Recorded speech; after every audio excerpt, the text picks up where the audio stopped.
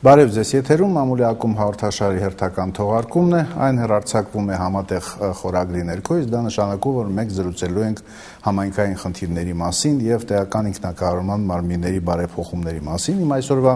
հյուրերն են Դավիթ Թումանյան, համատեղ ծրագրի տնօրեն, Վահան Մովսեսյան, համայնքների ֆինանսիստների միավորման նախագահ, Գնարիկ Գարանֆիլյան,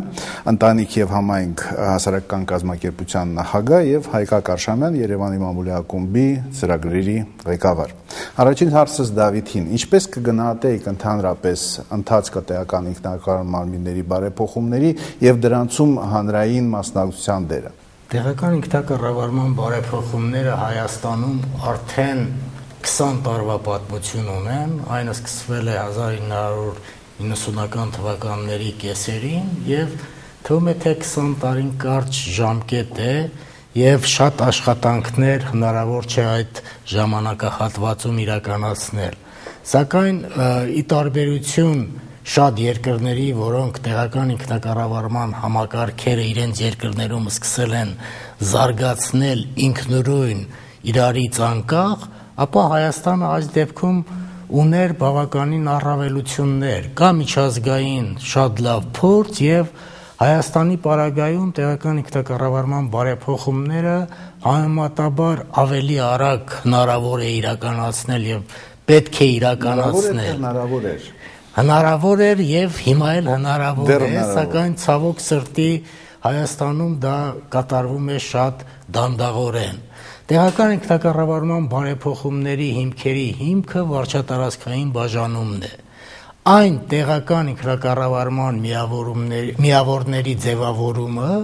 որոնք լիարժեքորեն կծառայեն տեղական ինքնակառավարմանը։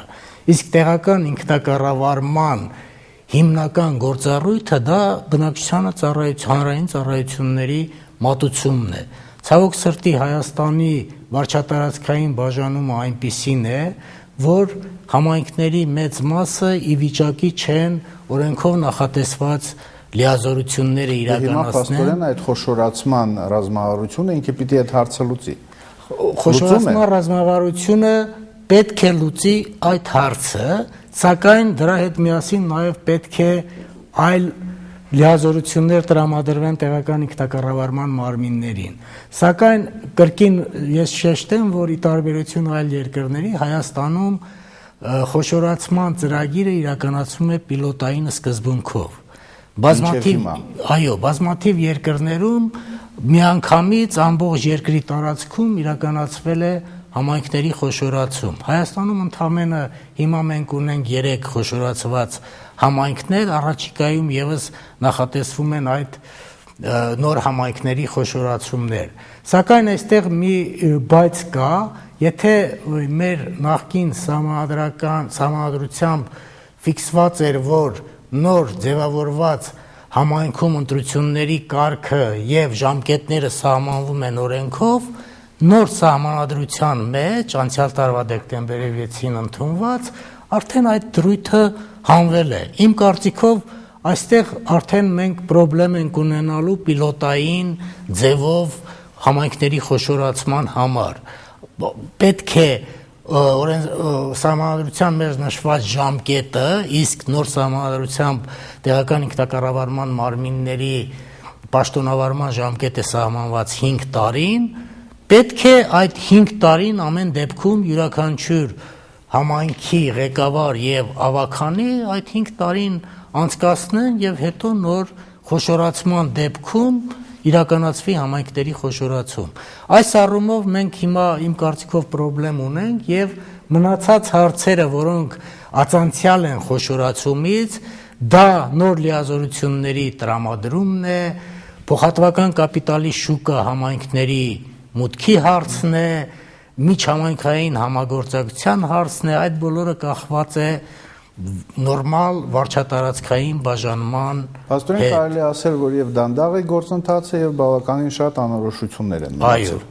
Վան, մենք նախորդ հաղորդումներից մեկում քննարկում ենք մի կոնկրետ օրինակ, հա, ծառայությունների մատուցման առումով, որտեղ կարծես թե համայնքների լիազորությունները եւ հնարավորությունները ոչ թե մեծանում են, այլ հակառակը նվազում են, խոսքը ջրամատակարարման եւ ջրահեռացման այս համակարգերի ենթակառույցների հանձնումն է որպես սեփականություն պետությանը։ Եվ այն ժամանակ դուք լուրջ դժգոհություններ եք հայտնում, նաեւ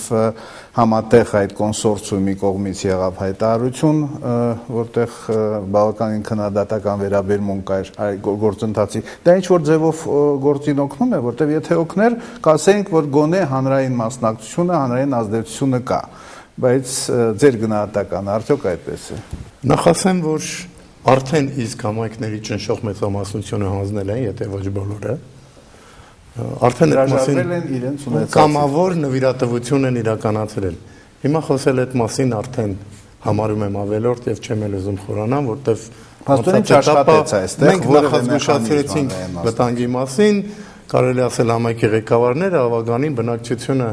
արձագանքեցին ինչքան որ կարողացան եւ վերջո կատարվեցին, ինչի մասին մենք ասում էինք, որ կատարվելու է։ Եվ եթե մենք երկու համայնք էլ մնացել են, ես վստահ եմ, որ շուտով նրանք էլ կհանձնեն։ Արդյոք դա նշանակում է, որ այլ ծառայությունների առումով խնդիրներ են։ Մի երկու հիմնական խախտում ունենք, երկու հիմնական բանկը, որ անհասկանալի է, առաջինը դա այսպես ասած տեղական ինքնակառավարման ինքնուրույնության սկզբունքը, որ տեղական ինքնակառավարումը ավելի մոտ է բնակիչներին եւ պետք է այդ ծառայությունները հնարավորինս տեղական ինքնակառավարում իրականացնի եւ ջուրն էլ իր հերթին ջրամատակարարումը եւ ջրահեռացումը, այսպես ասեմ, համայնքային տիպի լիազորություններ են ամբողջ աշխարհում, սա մեկ, եւ այս ֆոնի վրա նաեւ պետք է ասենք երկրորդը, որ մեր այսօրվա կառավարությունը որդեգրվել է անտիմոնոպոլ հակակոռուպցիոն քաղաքականություն եւ այդ հաշվերից առաջ այդ քաղաքականության գործընթացը, ասենք, ձևավորման ընթացքում իրականացվում է մոտավորապես նոր բնական մոնոպոլիայի ստեղծում։ Բայց բերեք այս մասին մասնավոր դեպք է, թե դուք տեսնում եք միտում այս։ Ես տեսնում եմ երկարաժամկետ սկսված ճանապարհ, նման ընթացակարգերով եղավ էլեկտրոէներգիան, գազը, ջուրը, այս պահին դեռ ռոռոկումը շարունակում է մնալ համայնքային սեփականություն, սակայն նա էլ ապակենտրոնացված է ավելի ցածր մակարդակի եւ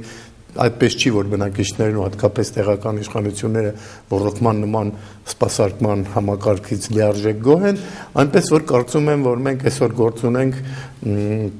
մի գործընթացի, որը այսպես ասած հակառակն է ապակենտրոնացման գործընթացի հետ, բայց ես կուզեի անդրադառնալ, սա արդեն եղած փաստ է, որը ուզենք թե չուզենք հաշվի ենք նստելու, բայց եթե թույլ տաք, ես կուզեի անդրադառնալ Դավիթի քննարկումներին կապված խոշորացման հետ։ Ես ուզում եմ այս մասին հատկապես օգտագործելով առիթը հեռուստատեսությամբ ասել, որտեղ շատերը շատ համայնքի բնակիչներ ու շատ տեղական ինքնակառավարման մարմինների ներկայացուցիչներ, ավագանի համայնքի ղեկավար ինձ հաճախ ասոցացնում են համայնքների խոշորացման հետ, մեզ հատկապես, որտեղ մենք առաջինն ենք եղել, ովքեր այս մասին ասել են ու հիմնավորել են սրա անհրաժեշտությունը։ Ճիշտն ասած,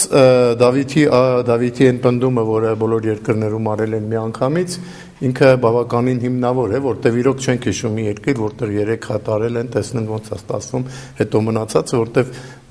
խոշորացումը ուղղորդվում է նաև լիազորությունների ապակենտրոնացմամբ, ինչը շատ դժվար է պատկերացնել ոնց են այդ լիազորությունները 3 համայնքի համար ապակենտրոնացնելու։ Ուստի տրամաբանական է, որ ինքը պետք է լինի միանգամից։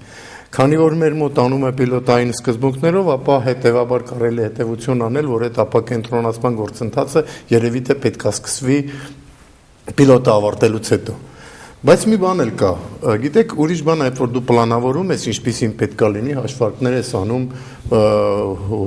հուսադրում ես քեզ, որ այս սրանք լավ բաներ են, հարկավոր է իրականացնել, ուրիշ բան է, թե դա ինչպես է ընթանում։ Եվ այս իմաստով մենք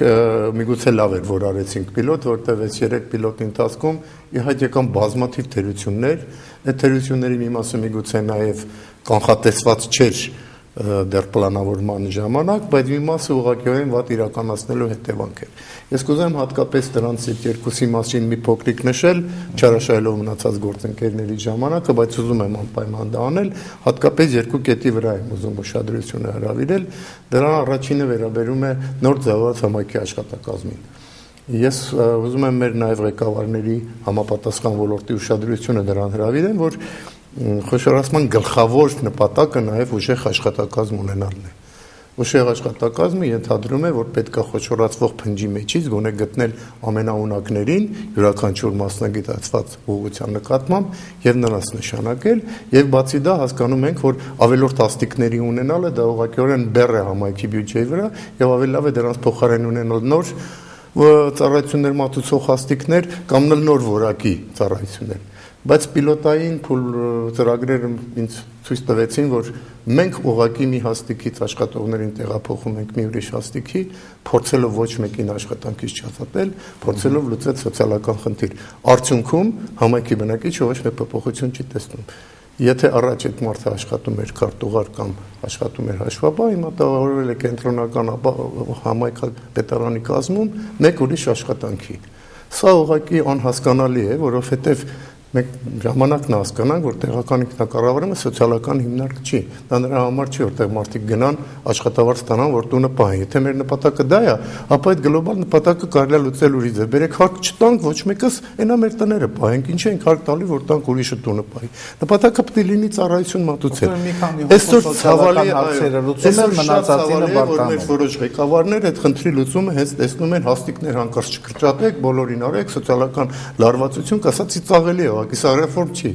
ես չգիտեմ ինչը։ Սա մեկ եւ երկրորդը, որը ակնհայտ նկատվում է, ես հատկապես հիմա ասում եմ, որ մարդիկ տեսնելով մեզ չմտածեն, որ այն ինչ որ արվում է, մենք երկու ձեռքով ծափ ենք տալի եւ ասում ենք հենց սենց էլ պետք է լիներ։ Ոչ, դա պետք է չլիներ։ Դա պետք է չլիներ, դա այդպես նախատեսված չէր։ Եվ երկրորդը կապված վարչական ներկայացուցիչների հետ։ Փորձը ցույց է տալիս, որ բոլոր նախկին գյուղապետերը, համայնքի ղեկավարները ավտոմատ նշանակվեցին նոր համայնքի ղեկավարի կողմից վարչական ներկայացուցիչներ։ Հիմա մենք հասկանանք գյուղապետի դիրքը, իր էությունը եւ վարչական ներկայացուցիչի նկատմամբ պահանջները։ Նու գյուղապետը մի մարդ է, որը ավելի շատ քաղաքական, ավելի շատ կազմակերպիչ, ավելի շատ հարաբերություններ հարթող, ավելի շատ մարզպետարան գնացող, ասենք շրջանային նու այդպես եղել է եւ համակարգը ձևավորվել է այդպիսի մարդու ընտրելով, այսինքն մենք ունենք գյուղապետ, որը եկել է ժամը 11-ին գործի, ասել է ես գնում եմ, ես ներողություն եմ խնդրում, բոլորի վրա չի տարածում իհարկե, ես գնում եմ մարզպետարան կամ գնում եմ, չգիտեմ, կադաստր կամ ուր, հետո աշխատակազմում միշտ եղել են մարդիկ, որոնք աշխատել են եւ իրանից պահանջները լրիվ ուրիշ է եղել։ Հիմա այդ մարդկանց ավտոմատ տեղափոխելով վարչական ներկայացուցիչ մենք փաստի առաջ ունենում ենք այդ գործի համար ոչ պրոֆեսիոնալ մարդիկ, այդ գործի համար ոչ պիտանի մարդիկ, թող նեղանան ինձնից, բայց այս վերջի դասընթացները, որոնք մենք իրականացնում ենք համայնքներում, փորձելով աշխատակազմին ունակություն ձևավորել, իսկ վարչական ներկայացուցիչի աշխատակազմի մասը, ասեմ, որ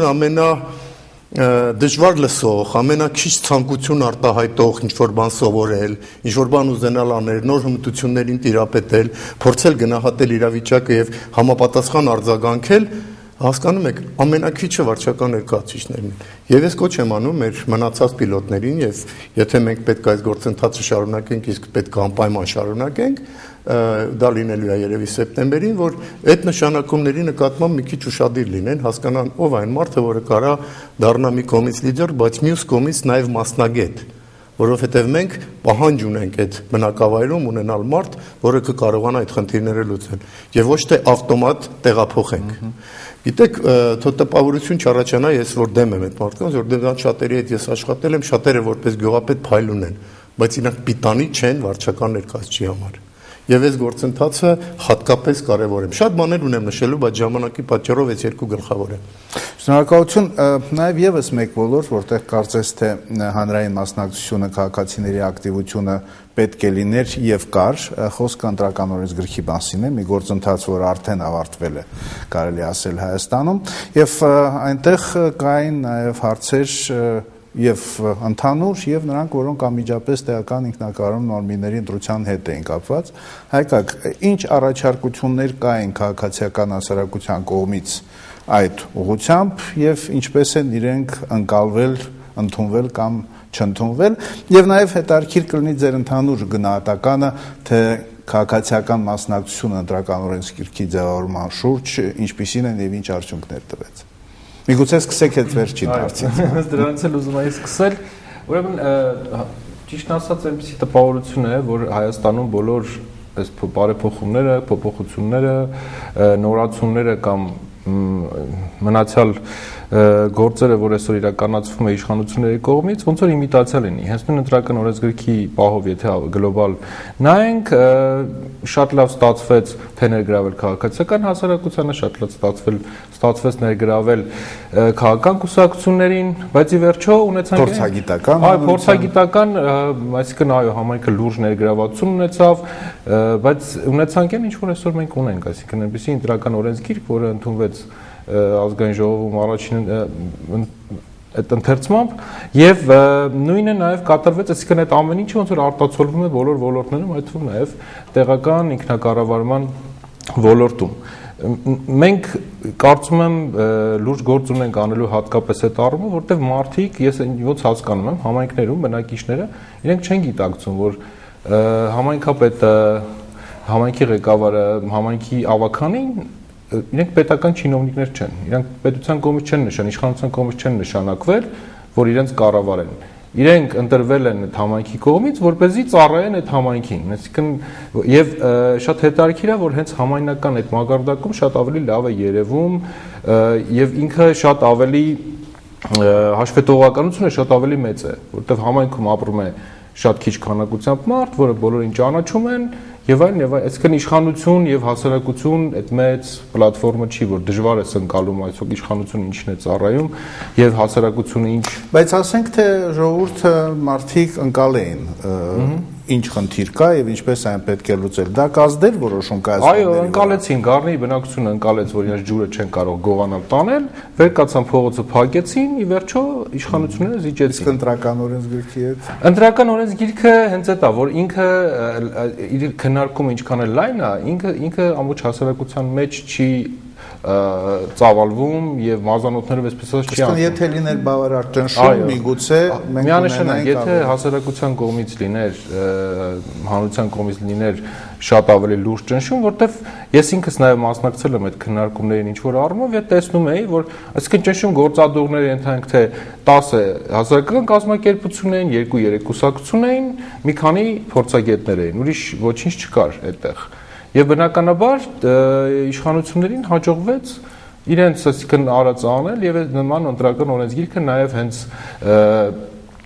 ինքնակառավարման ոլորտի առումով անցկացնել, որտեղ այն հիմնական խնդիրը որ կար, պետքա կուսակցականացված լինի ամեն ինչ։ Այսինքն համայնքի ընտրությունները դառնում են համապետական ընտրությունների ինչ որ մի մաս, այսպեսի մի կրկնում են այդ մոդելը։ Այո, մոդելն են կրկնում եւ ես մտածում եմ, որ նույնիսկ ի վերջո գային ժամանակը ոնց որ Ռուսաստանում են անում, չէ՞, այդ ամսյակը ընտրությունների սարքեն, Հայաստանում մի ամսյակում ավարտեն բոլոր ընտրությունները, սպասենք մինչեւ 5-7 տարի, մինչեւ հաջորդ ընտրություններ, որտեղ տեղերում, այսինքն կուսակցություն ձևավորելը ինչ որ մարզային մակարդակում շատ դժվար է լինելու որևէ մեկի համար, որտեղ այդ կուսակցությունով էլ նախատեսված չի։ Նո, նույնիսկ այսինքն այդ առումով եթե մարդիկ փորձեն կուսակցություն ձևավորել, չի լինի, չեն կարող, ուրի վիճակի չեն։ Պիտի օգտվեն օղացներից, այո, կամ բոլորովին մենք համոզված չեն կարող լինել, որ այդ եղած կուսակցությունները տեղերում հարցերի լուծման համար ունեն համապատասխան ծրագրեր եւ հնարավորություններ։ Ես ուզում եմ վերադառնամ նաեւ Հրազդանի ընտրություններին, որովհետեւ Հրազդանի ընտրությունը շատ մի նոր, այսպես ասած իմ համար համենայն դեպս Հայաստանի ընտրական գործընթացը մի նոր փուլի սկիզբ եմ տեսնում, իհարկե բացասական իմաստով, որ ինչքան էլ ասենք, որ ընտրությունները այնտեղ կեղծվեցին, մարդիկ կաշառքով գնացին քվեարկեցին, բայց ես վստահ եմ, որ որոշակի մի հատված կար համենայն դեպս, որը գործող համայնքով, այսինքն քաղաքապետին այսպես թե այնպես սատարում էր։ Այդ մարդիկ ի վերջո կախված են այդ քաղաքապետից, իշխանություններից տարբեր առումներով, մեկը բիզնես ունի, մեկը փոքր խանութ ունի, մեկը, չգիտեմ, հող ա ուզում, մեկը գարաժի տարածք ա ուզում, մեկը ուզում է տուն սարքի։ Եվ նույնիսկ այն մարդիկ, ովքեր ուղղակի իրենք չեն հետարկվում նույնիսկ քաղաքականությամբ եւ իրենց պետքն է չէր այդ քաղաքապետով կնի թե չի լինի, այդ մարդիկ մտածում են ավելի լավ է ես գնամ այս մեկին ընտրեմ, որ տեսել եմ ով է, դա ինչ կա, այսինքն ինչ եղել է։ Եվ այսինքն նորը որ գա, ես ինչ գիտեմ ինչ կլինի։ Եվ իշխանություններին այս բացասական տենդենսը հաջողվել է ձևավորել Հայաստանում, ցավոք սրտի։ Եվ Հրազդանը դրա մի փոքրիկ մոդելն էր։ Իհարկե, ընտրակաշառք բաժանվել է, բայց ես չեմ կարծում, որ 12-13 հազար հոգու տարել են ամեն մեկին X գումար են տվել։ Այնտեղ մարդկանց մի մասը ուղղակի գնացել քվեարկել է այն իրավիճակին, որի մեջ ինքը ապրում է։ Չնայած բոլորը անխտիր, այդպեսի մարդ չկա միգուցե, նույնիսկ հենց քաղաքապետարանում եւ մարզպետարանում վստահ են, որ բոլորը դժգոհ են արկա իրավիճակից երկրի ընդհանուր առմամբ։ Բայց իրենք ասում են, չէ, ավելի լավ է այս այն ով որ կա, որից մի քիչ կախվածություն մնա, քան թե նոր մարդ գա, որի հետ պիտի ես գրեմ նոր հարաբերություններ հաստատել։ Հասկանալի է, փաստորեն բավականին տխուր պատկեր է ստեղծվում եւ Տիկին Քնարիկ հույսը դուք եք, միգուցե դուք ինչ որ լավատեսական բան կասեք, ինչպես կարելի է քաղաքացիական ակտիվությամբ, հանրային մասնակցությամբ ինչ որ հարց լուծել։ Երկար տարիներ արդեն աշխատելով Մեծամոր համայնքում եւ մեր ՀԿ-ն կոչվում է ընտանիք եւ համայնք, ասեմ ես ինչ եմ որպես դաշտում գործող սոցիալական կառույց նկատում։ Թերևս այս ինչ որ մենք խոսեցինք, թե ինչու բարեփոխումները ավելի շատ իմիտացիոն են կամ ինչու այնպես չի ընթանում, ինչպես որ նախատեսում ենք, իմ կարծիքով մենք քիչ ենք աշխատում համայնքի հետ, քիչ ենք աշխատում բնակիչների հետ։ Ինչու ասեմ, որովհետև երբ որ համայնքում աշխատում ենք, շատ անգամ երբ որ զրուցում եմ մարդկանց հետ, այսպիսի տրամադրություն կա, միևնույն է ոչինչ չի փոխվի, դե ինչ անենք, այսպես հուսահատ վիճակ եւ հերո, իրենց հերո են պահում խնդիրների լուծումից, հասկանալու, հա, այսինքն շատ անգամ տեսնում եմ մարդիկ դժգոհում են, վատ է ասում են, միևնույն է ոչինչ չի փոխվի, իսկ որն է լավը, ինչ անենք եւ ինչպես անենք, որ փոխվի։ Այստեղ պիտի կարծում եմ համայնքներում պիտի աշխատենք, պիտի փորձենք համայնքներում տարածել այն մշակույթը կամ այն գաղափար, այն մտածողությունը, որ մենք պիտի փոխենք։ Իսկ օրինակ կա, որ ստացվել է։ Ասեմ, գիտեք, մեր համայնքում երբ որ աշխատում ենք, ասեմ, մենք ունենք պատանեկան ակումբ եւ ծնողական ակումբ, մեր կենտրոնից գործող, շատ լավ ստացվում է պատանիների։ Երբ որ մենք պատանիներին հավաքում ենք մեր ակումբում եւ սկսում ենք տարբեր թեմաներ քննարկել, այնքան բաց են երեխաները, ամիջապես մտածում են, ահա, այս խնդիրը արդեն գիտեն ձևնել, ինչ որ մի բան պետք է գրել, թեկուզ պակատ, թեկուզ պատտվել, ձայն բարձրացնել կամ առաջարկել կամ հենց գործնականում փոխել։ Օրինակ, մանկապարտեզի ցանկապատը լավը չէր, երեխաները գնացին համայնքի ղեկավարին, ոստիկանությանը, բոլորին հրավիրեցին, ներկեր վերցեցին, իրենց էլ ընդգրկեցին բոլորը միասին ցանկապատը ներկեցին։ Արդյունքում միասին բոլորը միասին եւ քաղաքապետը աշխատողներով համայնքի ոստիկանությունը, անգամ հոգեվորականը եւ իրենք եւ համայնքի անդամներ փոխեցինք դա։ Սա մի քայլ էր, որ մենք փորձում ենք երեխաների միջոցով այս մշակույթը տարածել նաեւ մեծերի մեջ։ Կա խնդիր, ուրեմն պիտի մտածենք ինչպես լուծել։ Այդ պատճառով ես իմ կարծիքն է, որ մի քիչ մենք քիչ ենք աշխատում համայնքներում, քիչ ենք աշխատում մարդկանց հետ, այո, որ իրենք էլ հասկանային, այ ուզում ենք համայնքները խոշորացնել, բացատրենք ինչու ինչ կտա դա մեզ, ինչպես պետք է անել, որ ի վերջո բարեփոխումն ընթանա այնպես, ինչպես ուզում ենք, ոչ թե այնպես, ինչպես հիմի դա կատարվում է։ Դե դուք օրինակ չփորձեցիք ձեր հնարավորությունները օգտագործել եւ դա բացատրել։ Ճիշտ ասած, հիմի պիտի ուզում եմ, փորձում ենք, չէ, նաեւ հիմի մի նոր ծրագիր այդպես մտածել ենք եւ այդ ծրագրով պիտի փորձենք ակտիվացնել եւ այնտեղ այս ծրագրում նույնիսկ շատ մեծ տեղ ենք տալիս տնային տնտեսուհիներին, որովհետեւ ամենաազատն են սովորաբար եւ ամենալավ ինֆորմացիա տարածող եւ շատ ավելի ակտիվ են։ Եվ ամուսինների վրա ազդեցություն կարող են ունենալ։ Հիմի նոր, քանի որ պատանների ոդկասթը լավ ստացվեց, այո։ Հիմի պիտի փորձենք այդ մոդելը տարածել տնային տնտեսուհիներ, երիտասարդներ, մյուս խավերին ընդգրկելով եւ ինչքանով է հնարավոր։ Այ մենք տեսնում ենք, հա, իրոք երևի կան օրինակներ, երբ փոքր հարցեր, որոնք չեն բարձրանում իշխանական քաղաքական մակարդակների, լուծում ստանում են։ Երբ որ մի քիչ ավելի բարդանում է, եթե լուրջ շահեր են մեջ են գնում, արդեն դա դժվար է։ Դա իրոք այդպես է, որ բարդ հարց ավելի չի ստացվում, նույնիսկ ավելի վատ։ Նույնիսկ ավելի վատ։ Ասենք Ասեմ ձեզ, երբ որ հարցը քաղաքական է, երբ որ դուք ինչ-որ հարց եք բարձրացնում, քաղաքական օրենսգիրքը, ընտրական օրենսգիրքի մեր առաջարկոս փոփոխությունները կապված, ասենք թե քաղաքացիական նախաձեռնությունների ինստիտուտին կամ համայնքի ղեկավարի ոչ թե հավաքանու կազմից, այլ ուղղակի ընտրություններին, նու սրանց ենթատեքստում կարելի է հասկանալ քաղաքական էլեմենտներ, թեպետ իրանք այդպես են այդքան էլ մեծ չեն, բայց որ շատ ստիպես քեզ կարող է մտածես, իսկ միգուցե քաղաքական բան կա լավ։ Ինչ որ անվերահսկելի process-ներ կարող է դառնալ անվերահսկելի, ամբողջ գյուղը գնա մասնակցի հետ, ասենք, հանրային նախաձեռնությանը ու ոչ մի կուսակցություն դան չէ։ Դա տեսականորեն հնարավոր է, բայց չեմ կարծում, որ այդպես կլինի։ Համենայն դեպս ինչ որ մի բան կա։ Այսինքն սա երբ որ խոսքը իրավունքի մասին էր, ոչ միայն կուսակցություններին մասնակցել համապատասխանատվության, այլ նաև նախաձեռնությունը, ստորագրավակի միջոցով, որպես ինչպես կուսակցություն, այդպես էլ միան ընտրության համար ձևավորված ինչ որ մի խումբ, որը գալիս ընտրություններին ձևավորում ավագանի եւ սա ուղղակիորեն ֆանտաստիկ լավ բան էր, որովհետեւ մենք ուղղակի ժողովրդի մասնակցություն կունենայինք տեղական ինքնակառավարմանը կամ ասենք համայնքի ղեկավարը ոչ թե իրancs կազմից ընտրվի, խոսքը սրա մասին է։ Դա բացառվել է արդեն։ Նու դա խոստացել են, որ հետո նորից պետք է սրան վերադառնան, ես իհարկե չեմ հավատում, բայց ամենադեպս նման խոստում լսել ենք, որ կքննարկեն, չեն ասել, որ դա մասն է։ Վերջերս սրա մեջ քաղաքական բան կա։ Բայց երբ որ խոսքը վերաբերում նրանք, որոնք տեխնիկական են,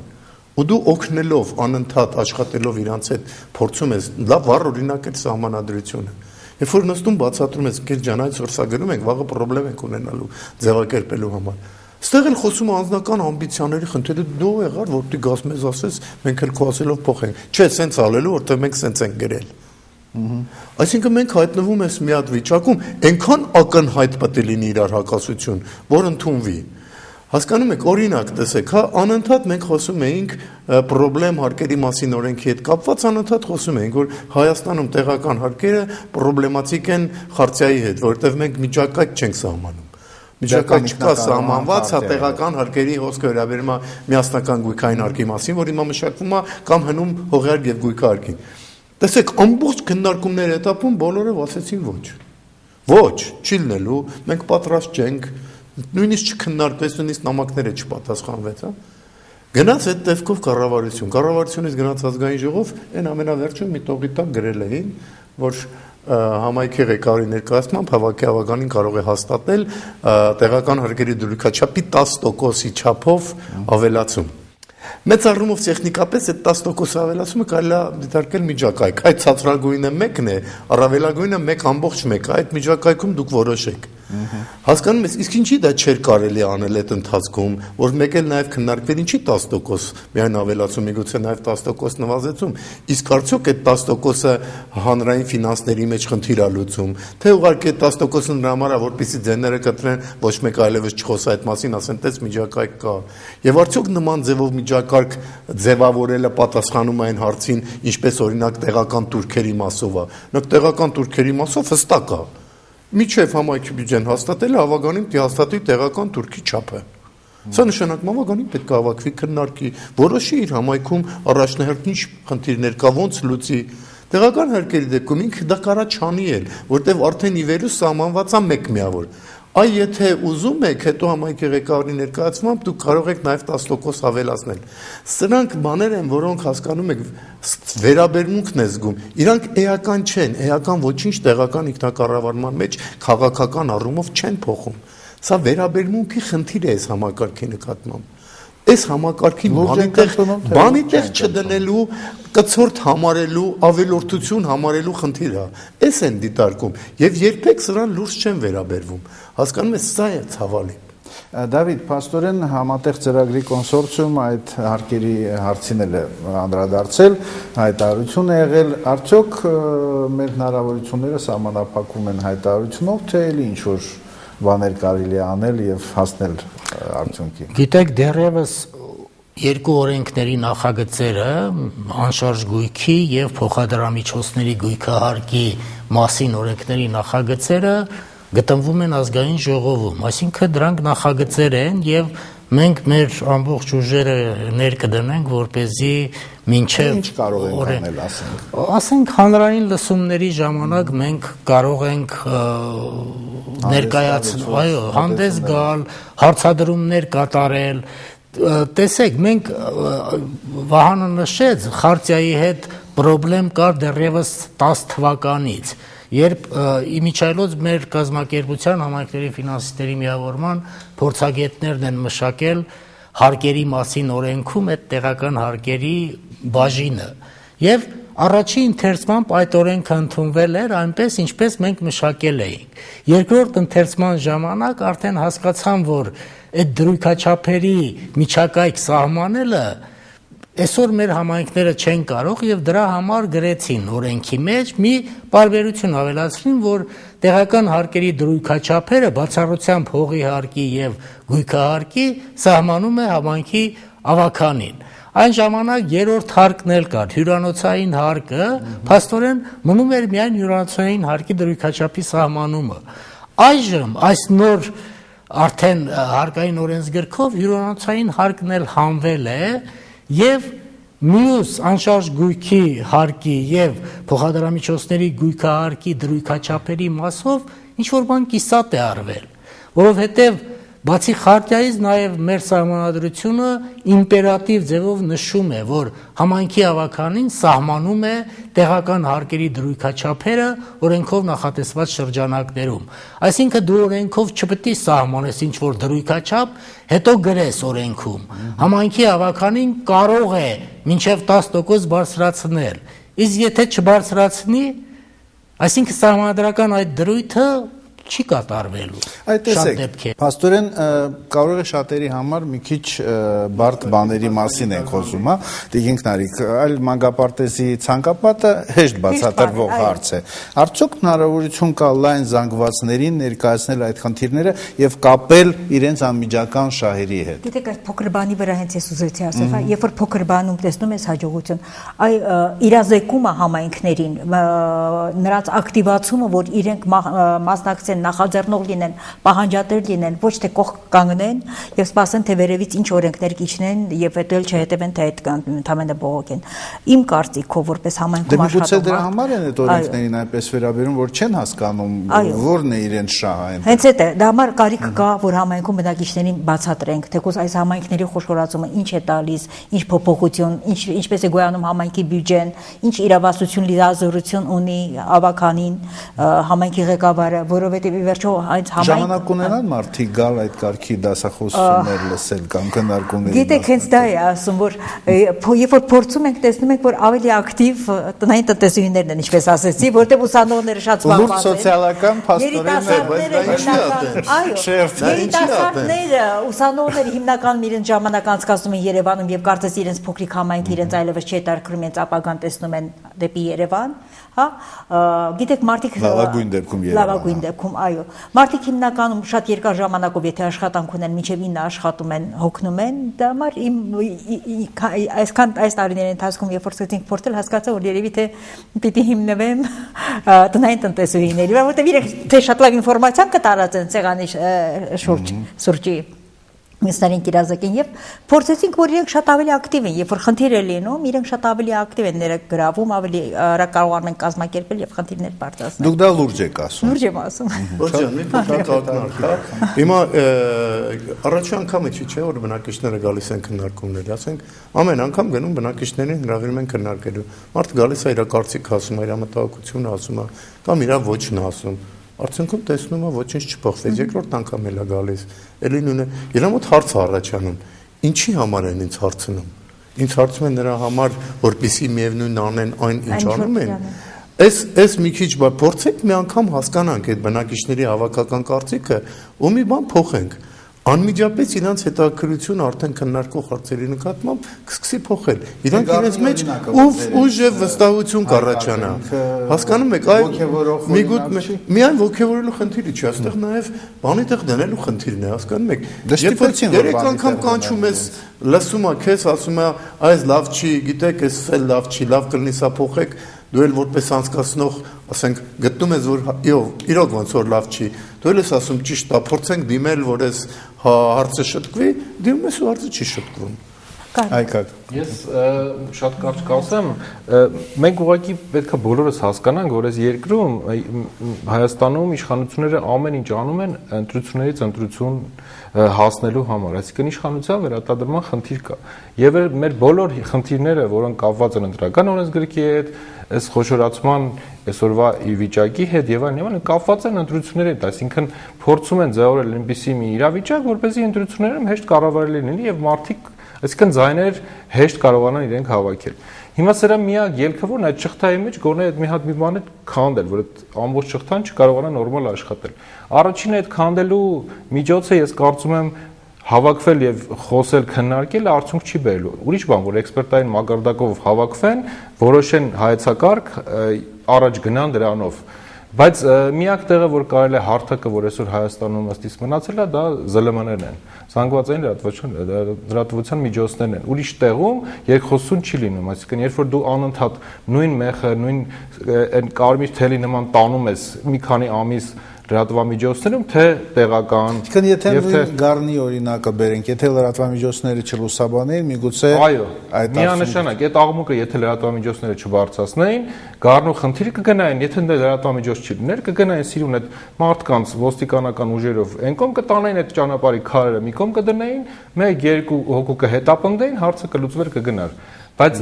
լրատվամիջոցներով անընդհատ խփել նույն բանին եւ հետեւողակի մենք պետքա հետեւողական լինենք, ոչ թե մեկ անգամ ասենք անցնի գնա, այլ ամիսներով պետքա այդ հարցի մասին անընդհատ տարբեր ուղղություններով, տարբեր եւ շատ པարզ օրինակներով, ինչպես պարոն Նավասարդյանը նշեց, ցանկապատի օրինակով մարդկանց ուղղակի հասկացնել A+B հավասար է C։ Ուրիշ բան պետք չի։ Մարդկանց պետք չի ասել A+B-ի քառակուսին ինչ է։ Այդ դուք որ ձեր համայնքում աշխատում եք, զգում եք, որ մարդկանց վրա լրատվամիջոցների ազդեցությունը կա։ Լուրջ հարցերի բարձրացման։ Այո, իհարկե կա, չնայած ասեմ մեծամոր համայնքում այդպես որևէ բան չի եղել, որ մեծամուքանի, բայց մի բան է ուզում լրացնել, տեսեք հայկականն էլ շեշտեց Հրազդանի ընտրությունները եւ բոլոր ընտրությունները էլ հիմնականում տեսնում ենք ինչու են ընտրում այսինչ տեխնատին, որտեղ իրենց ինչ որ մի մասնավոր հաստ պիտի լուծի աշխատանք, բիզնես կամ չգիտեմ ինչ, հա, բացակայում է համայնքային մտածողությունը մեր ժողովրդի մեջ։ Սա է պետք ձևավորել։ Ես որպես հասարակական կազմակերպություն հենց փորձում եմ այս խնդիրը ձևավորել, ոչ թե ընտրությունը ընտրեմ այս մարդուն, որ ինձ ավտոտնակի կամ իմ բիզնեսի կամ այսինչ բանի համար լավ կլինի, այլ մտածել թե իսկ որ տեխնացուն համայնքի համար ինչ-որ բան կանի։ Այս համայնքային մտածողություն ձևավորելը ես կարծում եմ խնդիր է։ Մենք շատ քիչ ժամանակ ունենք, եթե մեկնաբանելու մի հարց էլ կա։ Գիտեք, Գառնիի օրինակը եւ ցանկապատի օրինակը դրանք անմիջական տեսանելի օրինակներ են։ Այ հիմա ջուրը լցրեցի ու գնաց խողովակի մեջ դու այլևս ջուր չունես։ Ինքը շատ ակնհայտ է։ Խոսել ընտրությունների, բայց խոսել ընտրությունների հետագա մասին, երբ որ գիտեք, վայ որ ունենան քաղաքացիական նախաձեռնություն, ինչ դրական կողմեր կլինի, ինչ բացասական, մի քիչ ավելի հեռահարտ նպատակ է ու մի քիչ ավելի դժվար հասկանալի է, էլի։ Դրա համար այս դեպքում մեծ ջանք է պետք ու մեծ աշխատանք է պետք, որպեսզի ոչ միայն մասնագետները դա բացատրեն, այլև տեղում լինեն մարդիկ, ովքեր դրա ուղղությամբ աշխատում են։ Իսկ դրա ուղղակիորեն գործը նաև քաղաքական կուսակցություններինն է։ Մենք այսօր համայնքներում Երևանից բացի այլ տեղում, բացի հանրապետական կուսակցությունից, ուրիշ քաղաքական լուրջ ուժ չունենք։ Միգուցե մարզկենտրոններում էլ կան, բայց ոչ մի քաղաքական քննարկումներ, ասենք գյուղերում չի լինում կամ նույնիսկ միջին քաղաքներում, հա, հասկանում եք, քաղաքական այս նրա մասին է, որ ասում ենք, այո, համայնքի ավագանին պետքա լինի քաղաքական, որպեսզի այս հարցերը ավագանու քննարկման էլեմենտ դառնան։ Հասկանում եք, մենք ինչքան էլ էսենց խոսենք, ինձ հաճախ հարցնում են, այ դու երեք հեռուստացով խոսում էիր, լավ էիր խոսում, բայց այն ինչ էիր ասում, չհասկացանք։ Ես շատ վատ եմ զգում դրանից, որտեղ իմ նպատակը լավ խոսելը չի, իմ նպատակը որ իմ ասածները հասկանան ու դրանից հետևություն անեն։ Իսկ սա անելու համար միայն այսքան ժամանոց կամ մի ժամանոց միջոցառումը քիչ է։ Սրանից հետո պետքա հասարակական մյուս կառույցները տեղային, քաղաքական կուսակցությունները հետևություններ անեն, միգուցե սխալ եմ ասում, ուրեմն հակառակ կողմից հետևություն անեն, ու սա տանեն դեպի ժողովուրդը։ Այլապես ստացվելու է, որ մենք հավաքվեցինք, խոսեցինք, վերջացրեցինք, մենք մեզ լավ զգացինք ու գնացինք, բայց իրականում ոչինչ չփոխվեց։ Համայնքների պաշտպանության կուսակցություն պետք է ստեղծել։ Ձեր ասած Արմենետիկի հանձնաժողովի անդամների նման էր։ Երբ որ խոսում էինք այս քաղաքացիական նախաձեռնության մասին, անձամբ ես եմ իրանց հետ խոսացել, ասում է, իսկ ինչի՞ չեք ուզում այդ կուսակցություն գրանցեք։ Գրանցեք կուսակցություն, գրանցեք ու այդ հարցը։ Իրանք լավ չեն պատկերացնում ինչ է նշանակում համայնքային ընտրությունների համար գնալ կուսակցություն գրանցել։ Շատ լավ, 1 րոպե, հա, ոչ ավելի։ Ես մի բանի վրա ուզում եմ ուշադրություն դարձնենք։ Տիկին Քնարիկը նշեց, որ հարկավոր է իրազեկել բնակչությանը, համայնքի քաղաքացիներին։ Ուզում եմ նշել, որ շատ հասարակական կազմակերպություններ նման իրազեկման ուսուցման աշխատանքներ իրականացնում են։ օրինակ մեր համատեղ ծրագիրը 35 պիլոտային համայնքներում ձևավորել է խորհրդակցական մարմիններ եւ նրանց ուսուցում է անցկացնում ինչ հարցերով, ինչպես մասնակցել տեղական ինքնակառավարմանը։ Սակայն իրական տեղական ինքնակառավարման համար ամբողջ հասարակության մասշտաբով մենք պետք է ապահովենք որոշակի մակարդակ, գիտելիքների փորձի մակարդակ։ Առայժմ, այո, ցավոք մեր ժամանակը սպառվել է եւ մենք հասկանում ենք, որ բազմաթիվ խողովակներ է պետք օգտագործել մարդկանց իրազեկելու եւ ակտիվացնելու համար։ Մեր հաղորդումը այդպիսի նախաձեռնություններից է եւ ի տարբերություն նախորդ մեր թողարկումների ես այս անգամ չեմ ասելու կհանդիպենք հաջորդ շաբաթ, որտեղ մոտակա ամիսներին մենք հազվադեպ ենք հանդիպելու, բայց երբ հանդիպենք, հուսով ենք այդքան տխուր մթնոլորտ չի լինելու տաղավարում, ձեզ հաջողություն, կհանդիպենք։